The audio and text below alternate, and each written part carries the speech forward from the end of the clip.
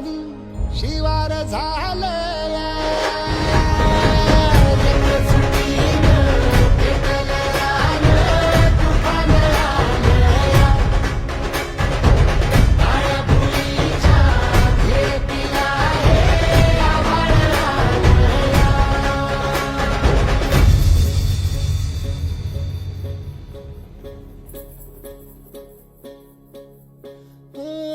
पिचलेला इझलेला Tahoe कधी न कुणा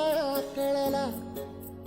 तळमळलीस तू करपुनी हिरवा पदर तुझा जळला